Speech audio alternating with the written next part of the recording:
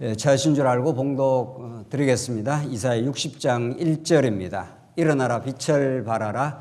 이는 내 빛이 이르렀고 여호와의 영광이 내 위에 임하였음이니라. 보라, 어둠이 땅을 덮을 것이며 캄캄함이 만민을 가리느니와 오직 여호와께서 내 위에 임할 것이며 그의 영광이 내 위에 나타나리니 나라들은 내 빛으로 왕들은 비치는 내 광명으로 나오리라. 3절까지 봉독 드렸습니다.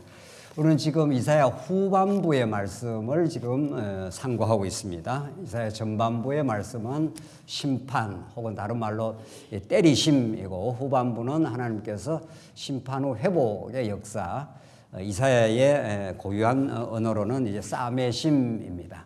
이 사메심에 관한 지금 말씀을 우리가 확인합니다. 그 사메심이 이스라엘 백성들의 의에 근거한 것이 아니라 하나님이 아브라함과 또 그 이후에 모세 언약에 근거해서 그들의 무수한 범죄와 어리석음에도 불구하고 또 한 번 때리시지만 그들을 다시 70년 포로를 거쳐 돌아오게 하시고 시온의 회복의 역사를 이제 역사적으로는 초라한 회복처럼 보이지만은 궁극적으로 그것이 예수 그리스도 안에서 이루어지는 참으로 놀라운 영광스러운 회복으로 만들어 가시는 하나님의 신실하심, 그의 전능하심, 그가 역사를 주도하고 살아계시다 하는 것을 확정해 나가는 말씀이 이사야인데, 오늘 60장 내용은 그런 후반부 말씀 가운데 이제 매우 중요한 60장, 61장,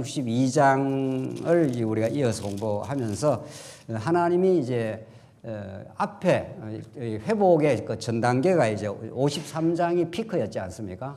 회복을 시킬 때 하나님께서 고난의 종을 통해서 회복시킨다. 이게 이제 회복을 시키는, 하나님 나라를 회복시키는 참으로 기이하고 놀라운 뜻인 거죠. 왜 하나님이 능력 많으신데 그냥 능력 많은 그 능력으로 그냥 이방 대적을 다 물리치고 얼마든지 회복시킬 수 있는 하나님의 전능하심이 있는데, 고난의 종이라는 방식을 통해서 하나님이 회복을 시킨다는 거죠. 이게 기독교 진리의 독특성입니다. 어떤 종교에도 찾아볼 수 없는 하나님의 아들이 고난받고 십자가에 죽으시는 방식, 가장 사람들이 볼 때는 가장 약해 보이는, 비천하고 비참해 보이는 방식인 것처럼 보이지만 그 속에 담겨있는 하나님의 거룩한 뜻을 담겨놓으시고 하나님이 이 나라를 회복시키겠다 이런 거죠. 그래 고난의 종을 통해서 회복을 시키는데, 그 고난의 종에 통해서 회복시키는 나라가 얼마나 영광스러운가.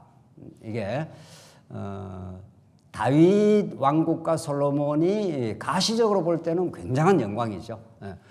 그래서 그 후에 역사가 진행되고 부패하고 타락했다가 한번 잡혀 돌아왔을 때는 페르시아 치하에서 돌아온 겁니다. 그래서 다윗 왕국처럼 가시적으로 강건한, 또 성전도 그렇게 크지 않았습니다. 그래서 초라한 방식이었기 때문에 이 나라가 제대로 된 회복인가 이렇게 생각할 수 있는 거죠. 그럼에도 불구하고 이제 구약은 그런 방식으로 회복되지만 한번 완전히 망했다가 회복시키는 여호와의 영광이 중요하고, 궁극적으로 유다 나라의 회복은 예수 그리스도 안에서 회복시키는 신령한 나라를 바라본다는 거죠. 그게 중요한 거죠. 그래서 이사야를 그렇게 신약과 관련해서 마지막까지 읽어내야 이사야의 지금 의미가, 이사야는 지금 굉장한 지금 언어를 사용하고 있습니다. 60장, 61장, 60장, 마지막 66장까지 정말 그 70년 만에 돌아온 나라가 이런 언어를 써도 되나 할 정도의 그런 거죠. 그게 드러나는 가시적 유다 왕국의 회복은 큰 영광으로 드러내야 보이지 않는 것 같지만 실제가 중요하다는 거죠. 의미가 중요하다는 거죠. 복음의 깊은 신령한 회복은 오늘 60장에 나옵니다. 60장 오늘 전체 내용이 여호와의 빛을 통한 시온의 영광, 시온이 여호와의 빛이 비침으로 회복이 된다는 말씀입니다. 다시 한번 보십시오.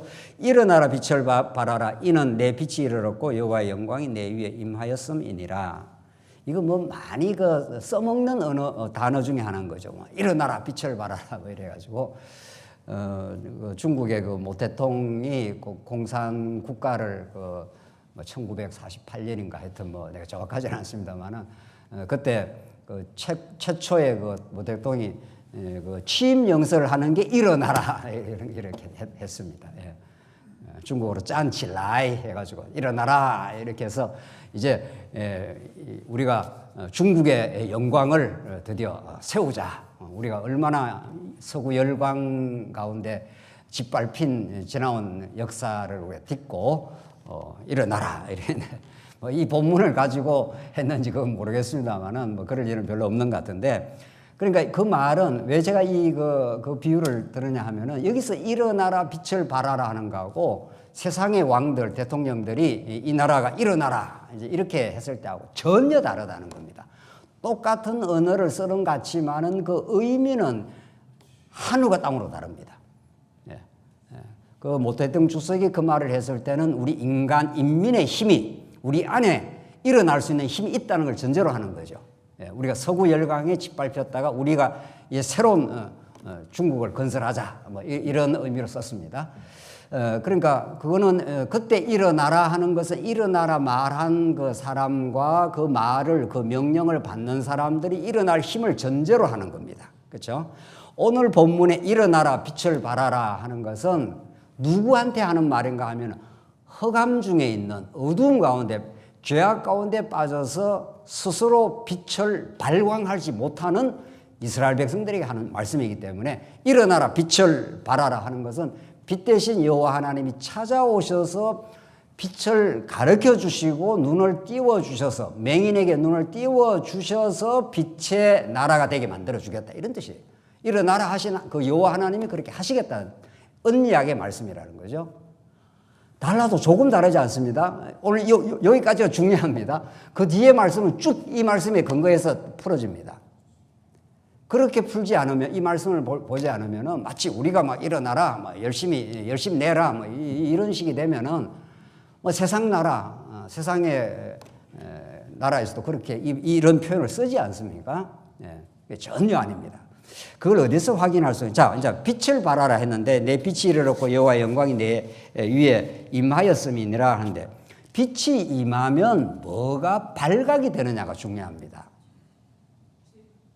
빛이 임해서 빛의 나라를 우리가 건설하자 이런 말씀이 아니고 빛이 드러나면은 우리가 어둠에 살지만은 빛이 없으면 어둠을 모릅니다. 우리 얼굴에 뭐가 묻었다 치십시다. 제가 묻어갖고 얼굴이 시커매다. 그러나 캄캄한 그 빛이 없는 곳에 들어가면은 내 얼굴에 뭐가 묻었는지 내가 어떤 문제가 있는지 전혀 모릅니다. 그런데 빛이 확 비치면은 드디어 거울에 비춰보면은 내 얼굴에 굉장히 이게 제가 묻었구나 이걸 발견하게 됩니다. 그러니까 빛이 비치는 첫 번째 역할, 첫 번째 의도, 목적은 어둠을 밝혀내는 겁니다. 어둠을 밝혀내고 어둠 속에 있는 우리들에게 찾아오셔서 우리에게 빛의 사람이 되도록 만들어 주시는 것이 빛의 능력인 거죠. 이게 지금 이 부분이 굉장히 중요합니다. 그러니까 빛이 비추어서 나더러 빛의 역할을 하라는 게 목적이 아니라 빛이 비치면 어둠이 드러나야 우리가 하나님 앞에서 거꾸러지고 하나님 앞에서 하나님의 뜻을 구할 수밖에 없고 하나님의 은혜를 구하게 되어서 그 은혜를 구하게 되는 과정을 거쳐서 하나님의 빛을 우리가 담지하게 되죠. 물론 가지게 되죠. 빛의 사람이 되는 거죠. 그때 그렇게 된 사람, 그렇게 된 교회라야 우리가 어떤 그 이후의 행동을 통해서 내가 이 빛된 열매를 만들어냈다 이렇게 못한다는 겁니다. 왜 하나님께서 그렇게 하시는가 하면 빛의 모든 영광이 하나님께로부터 왔다는 걸 인정하게 해야 우리가 참 행복의 길에 참 하나님 나라의 기쁨을 누리게 되기 때문입니다. 그 2절 보십시오. 보라, 어두움이 땅을 덮을 것이며 빛이 비치면 어두움이 땅을 덮는다는 겁니다. 어두움이 드러난다 이런 뜻입니다. 2절이 캄캄함이 만민을 가리려니와 했지 않습니까? 어두움과 캄캄함이 빛이 비칠 때라야 그게 폭로되고 이렇게 드디어 드러난다 이런 뜻입니다. 빛이 없으면 어둠이 뭔지 뭐가 뭔지 아무것도 모르는 겁니다. 그걸 혼돈이라고 합니다. 태초에 하나님께서 천지를 창조하시니 땅이 공허하고 그 다음에 뭐죠? 혼돈하며 흑암이 깊음에 있었더라. 혼돈과 흑암 그 자체. 그러니까 혼돈이라는 건 뭐가 진리인지 뭐가 거짓인지 뭐가 빛인지 어둠조차도 모릅니다. 그냥 혼돈 그 자체인 거죠. 그래서 빛이 비치면은 보라 어둠이 땅을 덮을 것이며 캄캄함이 만민을 가리려니와 오직 여호와께서 내 위에 임하실 것이며 그의 영광이 그 위에 나타나리요. 그러니까 어둠과 캄캄함이 땅을 덮고 만민을 다 덮었다는 걸 빛이 드디어 비치기 때문에 하하 우리가 죄악된 존재였구나. 우리가 하나님을 버렸던 하나님을 버리고 살았던 죄악된 인생이었구나 하는 것이 발각이 난다는 겁니다. 드러난다는 겁니다. 그게 은혜로 가는 길이라는 겁니다. 그게 그 길이. 오늘 본문이 그렇죠. 조금 더 확인하십시다. 59장 앞에서 선지자가 그 앞에서 59장에서도 백성의 죄를 규탄하면서 하나님이 찾아오심을 말했는데 59장 우리 지난 시간에 한 건데 한번 확인해 보겠습니다. 59장 9절입니다. 한번 보십시오. 59장 9절 본문 한번 떼어보시죠. 네. 59장 9절 말씀입니다. 그러므로 정의가 우리에게서 멀고 공의가 우리에게 미치지 못한 적 우리가 빛을 바라나 뭐라고 그랬습니까? 어둠뿐이요 밝은 것을 바라나 캄캄한 가운데 행함으로 우리가 뭐같이 그랬습니까? 맹인같이 담을 더듬으며 눈 없는 자같이 두루 더듬으며 낮에도 황혼 때같이 넘어지니 우리는 강장한 자 중에서도 죽은 자 같으니라. 이게 이스라엘 백성들의 과거의 실체입니다. 그걸 이사야가 딱 밝혀놨지 않습니까? 그런 어두움과 맹인에게 일어나라 빛이 나타나 빛을 발하라 이렇게 한다고요. 그러니까 맹인에게 지금 우리가 다 맹인이라 치죠. 맹인은 눈이 멀었습니다. 맹인에게 빛이 비치면 그 빛을 알아볼 수 있습니까? 지금 우리가 눈먼 사람인데 밖에서 이렇게 태양이 떴다. 맹인이 낮과 밤을 분간할 수 있습니까? 못하죠. 그게 맹인의 상태입니다.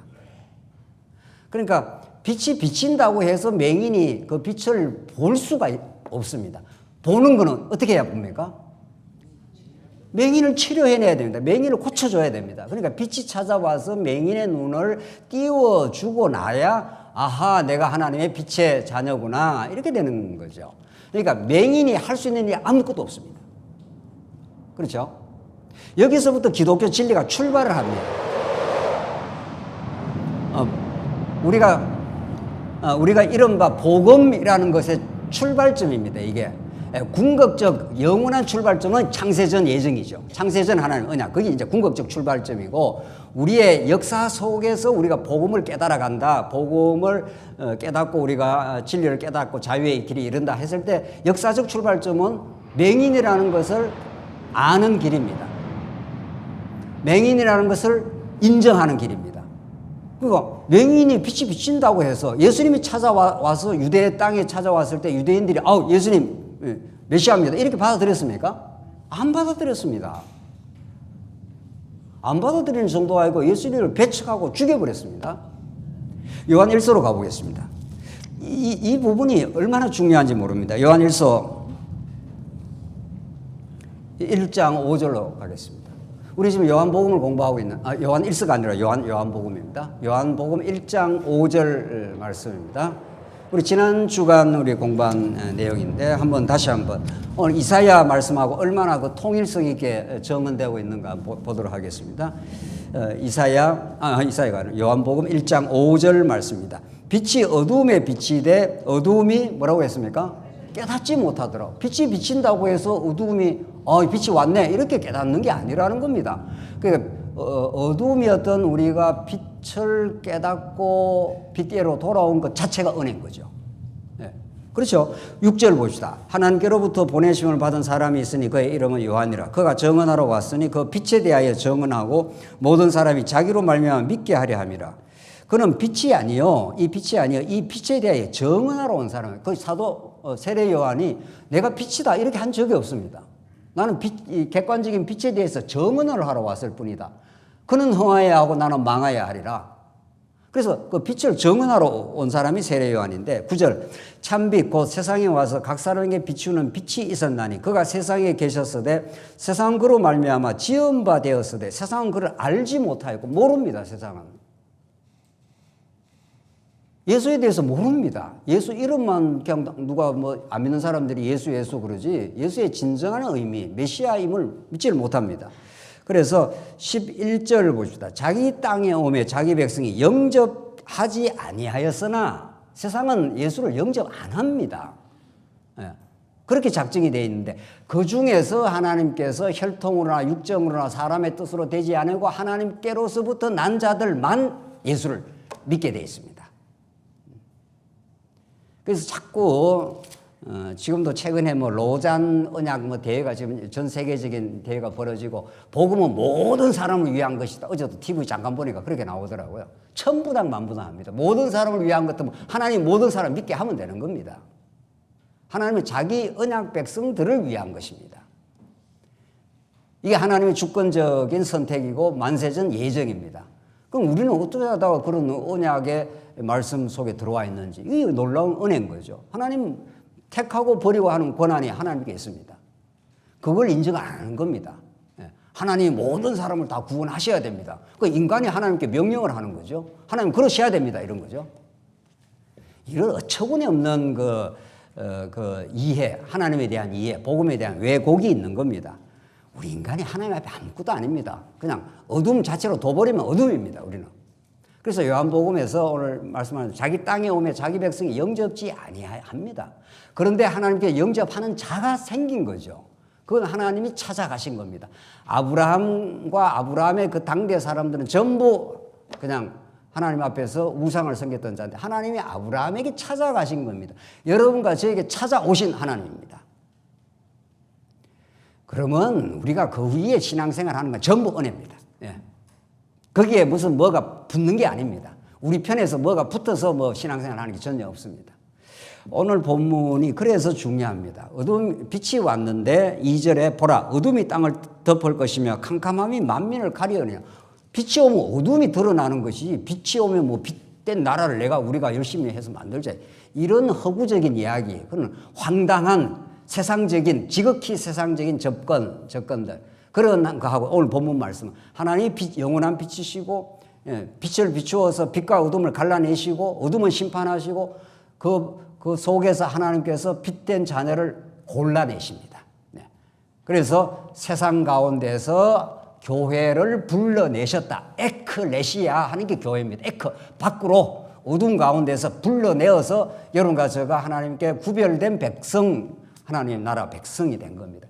그러니까 우리는 절대하게 은혜일 뿐입니다. 정말 우리가 예수를 믿은 거, 교회를 봉사하는 거, 뭐 모든 게 다 우리 어둠이었습니다. 우리는 아무것도 아니었습니다. 그런데 우리에게 빛이 비추어서 빛의 자녀가 되었을 뿐입니다. 이런 거죠. 4절 봅시다. 내 눈을 들어 사방을 보라. 무리가 다 모여 내게로 오느니라. 그러니까 사방이 드디어 이제 하나님 택한 백성 될 이방인들까지도 하나님 빛의 나라로 이제 몰려오는 거죠. 그렇게 되는 겁니다. 내게로는 내 아들들은 먼 곳에서 오겠고 내 딸들은 안기어 올 것이라. 이게 다 이제 문학적 표현인데 빛의 말씀이 증거되는 곳에는 빛의 자녀들이 탄생을 하고 빛을 보고 원방에서 멀리서 그 빛을 보고 온다는 겁니다. 그게 성령이 하시는 일이다. 이 땅에 복음이 증거되어 하나님 나라가 이 땅에 펼쳐져 가는 그 원리가 그렇게 돼 있다. 그러니까 빛 대신 예수 그리스도가 하시는 일이다. 뭐 쉽게 말하면 그런 뜻입니다. 5절 그때 내가 보고 기쁜 빛을 내며 내 마음이 놀라고 또 화창하네. 그래서 기쁜 빛을 내며 하는 게 내가 발광체가 아니라 발광체 대신 예수가 내 안에 찾아왔기 때문에 내 안에서 그리스도의 빛이 드러나는 겁니다. 그래서 그리스도의 덕을 선전하게 하려 하심이라 베드로전서에 그렇게 그런 말씀이 있지 않습니까? 이는 바다의 부가 내게로 돌아오며 이방 나라의 재물이 내게로 옴이라. 허다한 낙타 미디안과 에바의 어린 낙타가 내 가운데에 가득할 것이며 서바 사람들은 다 금과 유황을 가지고 와서 여호와의 찬송을 어떻게 해요? 전파할 것이며. 그러니까 결국은 우리 신약 시대로 말하면은 이제 유대인의 시대가 지나고 이방인들에게 복음이 막 전파되면서 이방인들이 복음을 듣고 와서 복음을 들은 이 땅의 하나님의 모든 백성들은 결국은 금과 유향을 가지고 와서 자기들이 가장 중요하다고 생각하는 그 모든 것들을 여호와 앞에 바치게 되고 여호와의 찬송을 전파하게 된다. 이게 우리의 신앙이다 이런 뜻입니다. 우리가 가장 소중했던 것들, 건강이나 재물이나 그 모든 것들이 나의 것이 아니고 여호와 하나님이 내게 주신 것입니다라고 그거 인정하고 고백하고 그분의 영광을 찬송하게 하나님께서 하신다는 겁니다. 그게 복음이 하시는 일이라 이런 뜻입니다. 그게 오늘 교회라 이런 뜻입니다. 교회의 교회가 교회되는 원칙과 기준 확실한 겁니다. 다른 잡티가 조금 더 들어가지 않습니다. 조금 더 어떤 인간편에서 어떤 공로나 행위나 이런 게 들어가지 않습니다. 7절 게달의 양무리는 다 내게로 모일 것이요 느바요 새 숫양은 내게로 공급되고 내 제단에 올라 기꺼이 받음이 되리니 내가 내 영광의 집을 영화롭게 하리라. 하나님이 영광의 집, 하나님 나라, 하나님의 교회를 내가 영광스럽게 하겠다. 8절 저 구름같이 비둘기들이 그 보금자리로 날아가는 것 같이 날아오는 자들이 누구냐. 곧 섬들이 나를 앙망하고 다시스의 배들이 먼저 이르되 먼 곳에서 내 자손과 그들의 은금을 아울러 싣고 와서 내 하나님 여호와의 이름에 드리려 하며 이스라엘의 거룩한 이에게 드리려 하는 자들아 이는 내가 너를 영화롭게 하였습니다. 똑같은 메시지예요. 앞에 금과 유황을 가져온다. 9절에는 은금을 싣고 와서 은금이 세상에 다 최고의 가치 아닙니까? 그것이 절대 가치가 아니고 그것이 하나님이 주신 선물일 뿐이고 그 은금과는 비교가 안 되는 하나님의 거룩한 영광을 발견했습니다. 그러면 은금을 소중히 여겼던 우리의 은금이 상대화되어 버리는 거죠. 그게 절대적으로 우리 모든 사람들은 그것을 중시하고 그것이 있어야 산다고 생각을 하는데 하나님의 영광의 빛이 비치면 그것이 상대화되는 거죠. 툭 떨어져 버린다는 거예요. 그것이 필요 없다 뭐 이런 뜻이 아니라 그것은 하나님께서 주시는 그냥 도구요 선물일 뿐이다. 하나님의 영광이 중요하다. 하나님이 우리를 사랑하심이 중요하고 그 하나님의 사랑을 사랑으로 알게 하기 위해서 우리에게는 필요한 도구도 주시고 이것도 주시고 건강도 주시고 뭐 그렇게 한다는 겁니다. 그런 것들을 다 묶어서 세상 가치라고 하지 않습니까? 네. 그것이 하나님의 자리에 올라갈 수가 없다. 하나님을 몰랐을 때는 그게 신적인 자리에 올라가서 우상이 되었지만은 이제 하나님의 영광이 지금 드러나고 빛이 비추면은 우리는 과거에 그런 하나님의 영광을 바라던 인생이 아니라 세상 가치를 추구했던 허감이었습니다. 어둠이었습니다. 맹인이었습니다라고 인정하게 된다는 겁니다. 이걸 복음을 깨달았다는 겁니다. 이게 오늘 이사야가 말하는 하나님의 언약대로 당신의 영광을 드러내시는 여호와 하나님이 하시는 일이다 이런 뜻입니다. 그걸 깨닫게 하기 위해서 한번 아담에게는 불순종 가운데 가두었다 이렇게 하지 않습니까? 하나님이 에덴 동산에서 그냥 영원히 살게 할 수 있습니다. 그럼 왜 그렇게 안 합니까? 안 하는 이유가 있습니다. 그 에덴 동산이 결국은 영원히 새하늘과 새 땅에서 영원히 회복될 터이고 영원한 나라가 될 건데 거기에 살게 하면은 빛만 있는데 거하면은 그것이 좋은 줄 모른다. 그래서 한번 허감을 경험시킨 겁니다. 그리고 다시 빛의 나라인 예수 그리스도 세상의 빛으로 오신 예수를 만나게 하여 하나님 나는 어두움이었지만 예수님 만나고 나니 이렇게 놀라운 하나님의 자녀임이 확인되고 하나님의 영광을 바라보며 이제 이렇게 살게 되었습니다. 이런 하나님의 찬송을 전파하게 하려 한다고 그런 거죠. 10절 보십시다. 10절 보시면 10절로 14절은 이제 하나님이 진노를 했지만 은혜로 시온을 회복해서 열방으로 찬송하게 한다 하는 것이 10절로 14절에 나옵니다. 내가 노하여 너를 쳤으나 이제는 나의 은혜로 너를 불쌍히 여겼은즉. 이게 핵심 아닙니까? 지금 이사야 말씀이 이사야의 주제를 이런 표현으로 딱 묶을 수가 있는 거죠. 내가 노하여 너를 쳤다, 때렸다 이런 거죠. 쳤으나 이제는 전에는 내가 쳤지만 이제는 나의 은혜로 너를 불쌍히 여겼은즉. 이게 이사야의 주제를 이런 식으로 얼마든지 우리가 확인할 수가 있는 거죠. 하나님께서 우리를 은혜로 덮치지 않았으면, 하나님의 긍휼과 자비가 없으면 우리는 흑암입니다. 흑암 속에 지옥을 경험하고 사는 겁니다. 악이 다툼을 하고 네가 옳다, 내가 옳다, 네가 잘났다, 내가 잘났다. 교회에서 그런 것들은 원칙상 불가합니다. 그건 지옥 경험입니다. 타락한 인생들이 내가 잘났다, 네가 잘났다, 다 죄인인데 뭐 네가 잘났다, 내가 잘났다가 있습니까? 그러니까 완전히 하나님께서 모든 언약에서 평준화를 딱 시켜버립니다. 평준화. 전부 제로, 점수로 말하면 전부 딱 제로로 만들어보기 때문에 네가 잘났다, 오늘 잘났다 이런 말 자체가 성립하지 않습니다. 그런데 그 중에서 누가 좀 믿음으로 열심히 사는 사람이 있고 또 아직은 믿음이 좀 없어서 그냥 교회도 뭐 간신히 나오는 사람이 있지 않습니까? 누구처럼 말이죠. 누군지 몰라도. 그렇다고 해서 믿음으로 열심히 사는 사람이 너는 왜 그따위로 교회를 잘 못 나가? 이렇게 할 권한이 없다는 겁니다. 아무 권한이 없습니다. 하나님 어쩌라고 우리 같은 인생을 믿음을 주셔서 좀 열심히 내게 하시니 참 감사합니다. 아직 그렇게 열심히 못 내고 간신히 교회에 나오는 사람을 보니 마음이 짠합니다.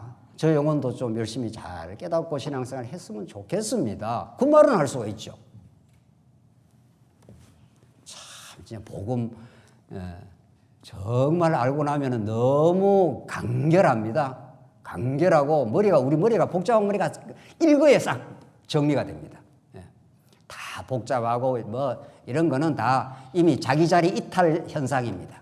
자기 자리 이탈해서 뭐 옳니 그러니 기니 많이 하는 거는 전부 자기 자리 이탈 현상이라고 보면 틀림없고, 오늘 본문의 말씀대로 은혜로 너를 불쌍히 여겼어. 하나님이 정말 우리를 불쌍히 여겨주시니 우리가 하나님의 말씀을 이렇게 듣고 하나님의 은혜에 감사하고, 그래서 높아지려고 했던 내 마음도 자기 자리로 되돌아가고 거기에서 오는 마음의 안식을 누립니다. 우리는 비로소 하나님 참 이 안식의 자리에 있게 하셔서 너무도 감사합니다. 이렇게 해서 마음의 평안을 얻고 우리 교회 생활, 세상살이를 할 수 있지 않습니까? 이방인들이 내 성벽을 쌓아, 요거 성벽을 주의하십시오. 성벽이 18절에 다시 나옵니다. 이거 다시 나올 때 설명하겠습니다. 이방인들이 내 성벽을 쌓아준다는 겁니다. 성벽이라는 게 보호하는 거 아닙니까? 두 번째, 그들의 왕들이 너를 섬길 것이며, 이방 왕들이 너를 섬긴다. 그 역사적으로 이미 증명됐습니다. 고레스 왕이 돌아가서 여기에 바벨론 창고에 있던 거 다 가지고 돌아가서 너 성전 다 지어라.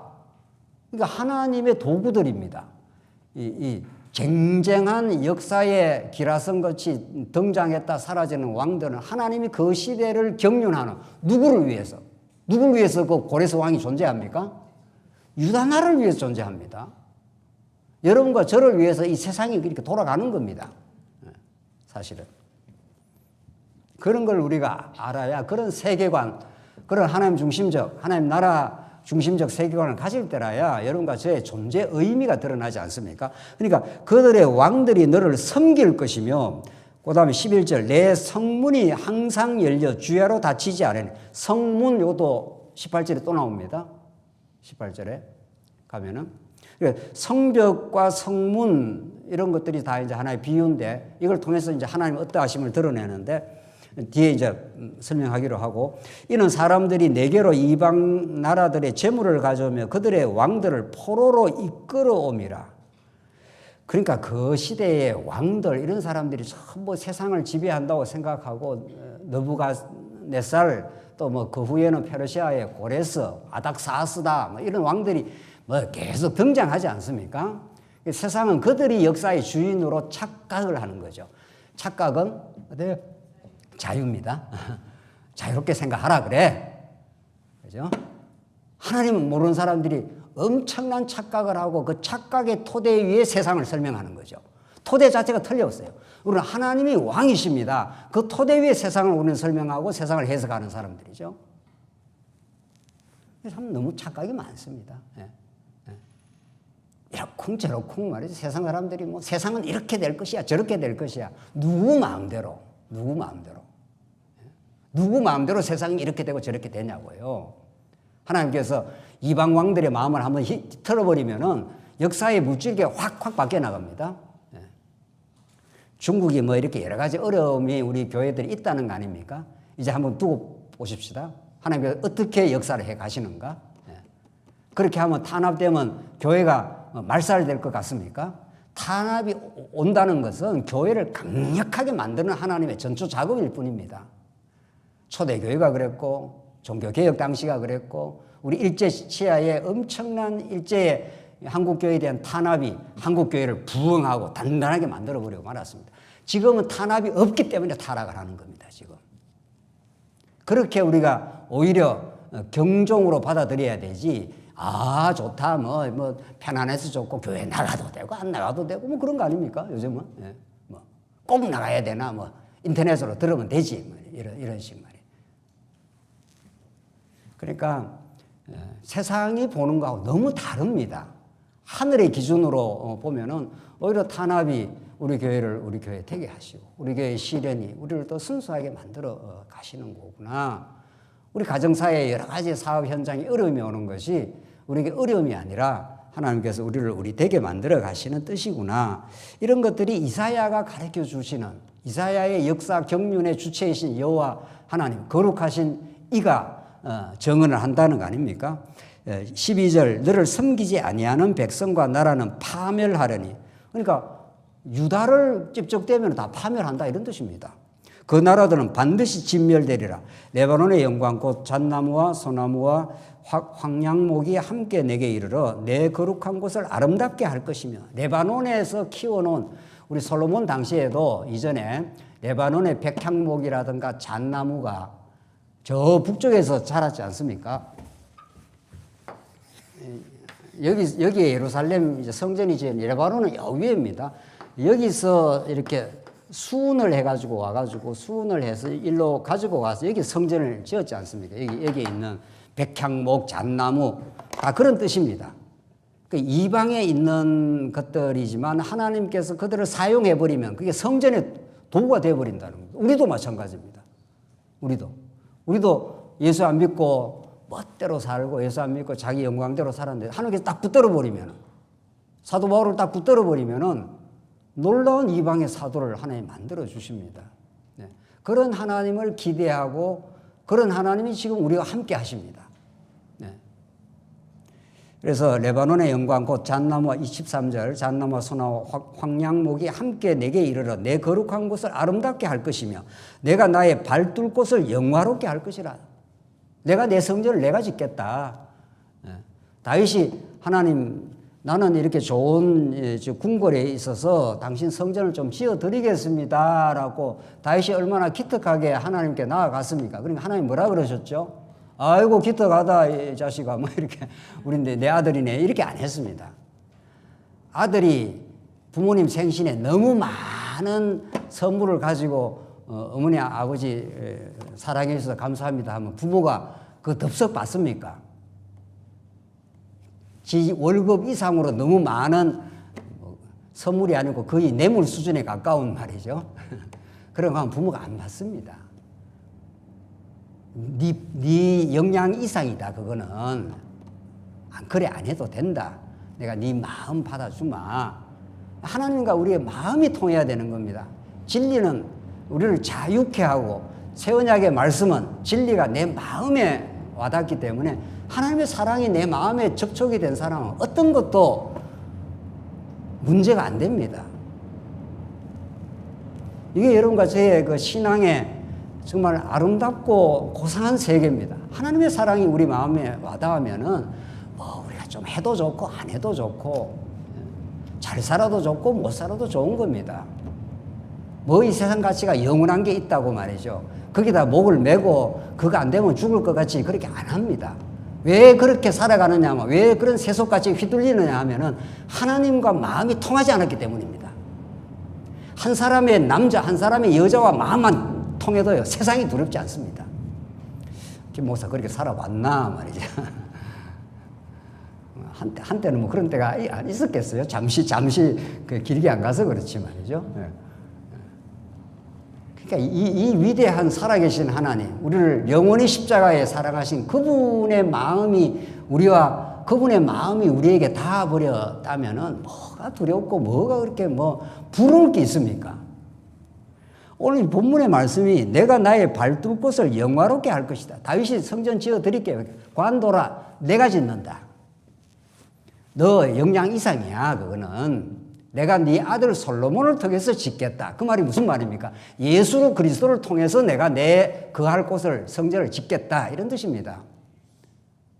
근데 우리는 그 성전 짓는 이제 인부로 등장이 된 거죠. 예수님이 막 성전을 지금 하나님 나라 혹은 성전을 짓겠는데 김 목사 이리 와. 너 가서 저기 물 좀 떠가 와. 하고 물이나 떠다 드리고 그러는 거죠. 근데 그거 엄청 영광스럽습니다. 하나님의 성전에 그 문지기로 있는 것이 이 죄인의 이 엄청난 그 영광보다 더 낫다 그랬습니다. 그러니까 교회 왔다 갔다 하는 게 중요합니다. 교회 본질적으로 말씀 듣는 건 최고 은혜고, 그러진 않아도 그래도 교회를 못 떠나고 왔다 갔다 하는 거는 언젠가는 말씀이 들릴 가능성이 있는 거죠. 저 인간은 지금 말씀도 안 듣고 왜 왔다 갔다 하나, 그렇게 우리가 함부로 평가할 것도 아닙니다. 우리 인간도 그랬습니다. 우리도 처음부터 말씀이 정통으로 들리는 사람들이 아닙니다. 다 어떻게 하다 보니까 하면서 이렇게 말씀이 들린 거죠. 정말 하나님의 은혜가 통치하는 하나님 나라, 하나님의 은혜가 빛이 우리 맹인이었던 우리에게 나타나셔서 이루어내는 시온의 영광, 이런 것들을 이사야가 이렇게 잘 설명할 수가 없습니다. 그래서 14절, 너를 괴롭히던 자의 자손이 몸을 굽혀 내게 나오며 너를 멸시하던 모든 자가 내 발 아래 엎드려 너를 일컬어 여호와의 성읍이라, 이스라엘의 거룩한 이의 시온이라. 이 시온이 중요합니다. 시온의 영광 하지 않습니까? 이게 유다의 별칭이니까 말이죠. 애칭이니까 시온이라는 게. 시온의 영광이 대단하다는 겁니다. 하나님이 영광으로 드러내시는 그런 나라의 모습입니다. 15절, 전에는 내가 버림을 당하며 미움을 당하였으므로 내게로 가는 자가 없었으나 이제는 내가 너를 영원한 아름다움과 대대의 기쁨이 되게 하리니 내가 이방 나라들의 젖을 빨며 뭇 왕의 젖을 빨고 나 여호와는 내 구원자 내 구속자 야곱의 전능자인 줄 알리라. 이거 보십시오. 그 이방 나라에 대단하다 그래도 오히려 그들에게 소중한 젖이라는 건 그 사람이 아이가 자랄 때 아주 중요하지 않습니까? 젖 없이 어떻게 자라겠습니까? 그런 젖이 이방 나라의 모든 고귀한 것들이 하나님 나라의 영광을 위해 쓰이는 도구가 된다. 그런 뜻입니다. 이 땅에 어떤 존재하는 모든 것들도 하나님의 영광을 드러내는, 교회를 교회 되게 하는 모든 도구가 될 뿐이고, 하나님이 안 붙으시면 그게 지옥 백성, 언약 멸망 자식의 도구가 될 뿐이지만, 하나님이 딱 붙으시면 이 땅에 존재하는 모든 하나님 나라 백성들에게 있는 모든 것들이 하나님의 구원의 영광을, 하나님 나라의 그 찬란한 시온의 회복을 만들어내는, 역사를 만들어내는 다 아름다운 도구들이고, 여러분과 제가 아름다운 성전의 제목이 된다는 거죠. 17절, 내가 금을 가지고 놋을 대신하며 은을 가지고 철을 대신하며 놋으로 나무를 대신하며 철로 돌을 대신하며 화평을 세워 관원을 삼으며. 그러니까 금을 가지고 놋을, 은을 가지고 철을, 그러니까 더 영광스러운 것으로 하나님께서 시온의 영광을 회복시켜 주는데, 본질적으로 화평을 세워서 관원을 삼고 화평의 나라가 된다는 겁니다. 이때 화평은 언제나 우리가 강조한 대로 사람과 사람 간의 화평이 아니라, 이것도 중요합니다, 물론. 그러나 성경이 말하는 1차적인 화평, 헬라어로 에이레네 하는 이 화평은 누구하고 화평입니까? 하나님과 원수가 되어 있단 말이에요. 우리가 하나님과 원수되어 있었지 않습니까? 하나님과 단절되어 있는 게 타락이고, 그 단절의 모습이 이스라엘 백성의 범죄의 모습이었습니다. 하나님을 여호와로 인정 안 합니다. 그래서 하나님이 이 화평되게 만들어주는 거죠. 하나님과 화평, 우리 앞에서 말한 대로 하면 하나님과 마음의 통함, 이런 겁니다. 하나님이 우리의 주관자가 되어주시고, 하나님 우리의 사랑의 근거가 되어주셨습니다. 하나님 우리의 영원한 남편이시고, 하나님 우리의 예수 그리스도가 우리의 영원한 친구입니다. 친구라는 건 마음이 통하는 사람을 친구라 그러지 않습니까? 그러니까 여행은 누가 하고 가죠? 예, 마음이 통하는 사람은 가는 겁니다. 예. 그러니까 여행을 누가 하고 가는가 이렇게 보면 아, 저 사람 마음이 통하는 사람이구나 이렇게 보면 되는 거죠. 예. 예수님이 우리의 친구입니다. 예수님과 함께 우리의 삶의 여행을 가는 사람은 어떤 것도 두렵지 않습니다. 예수님과 마음이 안 통하고 자꾸 세상과 마음이 통하니까 세상 가치가 있을 때는 좀 든든했다가 없어지면 당장 불안해지는 거죠. 친구를 잘못 사귄 겁니다. 그러니까 그 사람은. 여러분과 제가 오늘 이 자리에 나온 거 누구하고 사귀려고 오신 거죠? 아, 우리는 어느 권사님하고 좀 오늘 사귀려고 왔는데 그 말이 틀린 말은 아니지만 본질적이고 1차적인 말은 아닌 겁니다. 그렇죠? 예. 그럼 예수님이 도대체 어떠신 분인가? 성경이 말하는 예수는 도대체 어떻게 우리를 사랑하셨는가? 그 예수를 통해서 드러나시는 하나님은 얼마나 우리를 극진하게 대접하고 사랑하시고 우리를 지키시는 분이신가? 그분을 알기 위해서 왔고 그분을 알고 나니 그분과 마음이 하나가 되니 그분이 이분도 사랑하는 거 아니에요. 그러니까 이분이 사랑하는 그 대상에 대해서 우리가 미워하거나 우리가 배타하거나 이럴 이유가 없어져요. 그분이 사랑하기 때문에.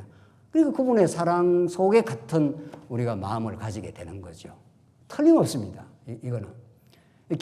그 길이 생명의 길이 그렇게 놓여져 있습니다. 하나님과의 그 영원한 사랑의 교제, 그 그리스도를 친구 삼아서 하나님을 하나님답게 그러면 우리 형제들에 대해서 이해하게 되고 또 서로 실수가 있다 하더라도 덮어주게 되고 그렇죠. 무슨 실수가 무슨 대단한 실수입니까? 다 조그만한 거. 부부싸움 대단한 거고 인류 평화를 위해서 부부싸움 했습니까? 이 말의 의미를 이해가 잘 안 되시는 것 같아요. 다시 설명하겠습니다. 남북 통일 문제로 부부싸움 하신 적 있습니까? 남북 통일은 엄청나게 중요한 일 아닙니까? 우리나라로 말하면. 인류 평화를 위해서 부부싸움을 하시냐고요? 뭐가 하죠? 문 좀 닫으세요. 안 닫으세요? 우리 집은 싸웁니다. 추운데 자꾸 문을 열어놓으니까 추워. 그러면 빨리빨리 가서 닫아야지. 조금 자기는 덥대. 그런 걸로 싸웁니다. 그런 걸로. 인간이 지극히 자기중심적. 그러니까 우리가 싸운다 안 싸운다는 것도 복음 안에 들어오면은 정말 사소하고 자기중심적 죄악에서 발로가 되기 때문에 복음을 알고 나면 그런 현상들이 참 인간이 너무 연약하구나를 깨닫게 되고 자기 정리가 일어납니다. 이제 남에 대해서 이러쿵저러쿵 하는 게 아니라 자기가 그런 모습이라는 걸 너무 잘 알기 때문에 그래서 자기 정리가 일어나기 때문에 평화를 얻습니다. 그런 걸로 더 이상 자꾸 길게 안 가는 거죠. 네. 요즘은 안 싸웁니다. 김 목사는 맨날 싸우나. 소시적 이야기라 이거죠. 그런 정상은 약간은 남아 있습니다. 그래도 아직. 아주 없어지는 건 천국 가야 완전히 없어지고. 얼마나 그러니까 인간이 그렇다 이런 뜻이고 복음 위대하다 이걸 지금 말하고 있는 중입니다. 지금 이 말씀은 화평을 세워서 관원을 삼으며 공의를 세워 감독을 세우는 공의를 세워 하나님의 의를 이제 세워 주신다는 겁니다.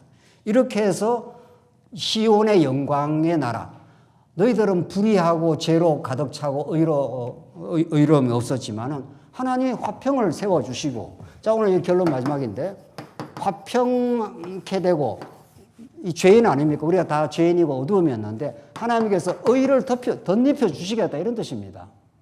오늘 본문이 그렇지 않습니까? 공의 혹은 의 똑같습니다. 공의를 세워서 감독을 삼으리니 공의의 나라를 의의 나라를 다 세워서 하나님이 통치하는 하나님 나라와 그 의를 통해서 세우는 나라 예수를 통해 세우는 나라 그런 나라를 내가 건설해서 너희를 하나님 은혜 속에 평강 속에 화평과 의로움 속에 살게 만들어주겠다. 그래서 우리 교회는 모든 성들이 찾아오면은 자기 죄인됨을 고백하고 그리스도의 의를 높이 찬송하는 그런 하나님의 영광을 우리가 깊이 노래하는 하나님 나라. 그게 시온의 영광, 구약식으로 말하면 시온의 영광. 우리 신약식으로 말하면 예수 그리스도가 다스리는 아들의 나라의 영광을 하나님께서 보여주시겠다. 그걸 통해서 여호와 하나님의 살아계심과 그 위대한 그 아버지의 영광을 만천하에 드러내겠다. 이렇게 여러분과 저를 이 자리에 부르신 겁니다. 오늘 본문의 말씀은 구약에서 1차적으로 이스라엘 백성이 70년 만에 돌아와서 화평과 공의의 나라가 이루어지지만 공의로 감독을 삼는다 그랬지 않습니까? 그런 나라가 이루어지지만 궁극적으로 예수 안에서 오늘 여러분과 저를 다스리시고 우리를 의롭다 하시고 우리가 얼마나 죄인이지만 우리를 의롭다 해주겠다는 겁니다. 의로 감독을 해주겠다는 거니까 언약에 근거해서 그 허무하고 타락된 우리 인생들의 모습이지만 아버지는 끊임없이 긍휼히 보시고 덮어서 너 의의 자녀야. 너 내 앞에서 이제 당당하게 살 자격과 특권을 가지고 있어. 나가. 그렇게 살아. 이렇게 한다는 거 아닙니까? 하나님께서. 얼마나 우리가 교회 와서 말씀을 듣고 그렇게 되면 우리가 지체들 간에 허물과 어리석음이 있어도 사랑은 허다한 허물을 덮느니라. 그래서 그렇게 우리가 덮고 이 땅에 완전치는 않지만은 그러나 완전한 하나님 나라의 그 목표를 향해서 우리가 한 걸음 한 걸음 가면서 하나님께서 우리를 복되게 하셨다. 이런 것을 우리가 참으로 누리고 살아가는 것이 참으로 중요합니다. 좀 쉬었다 가시죠.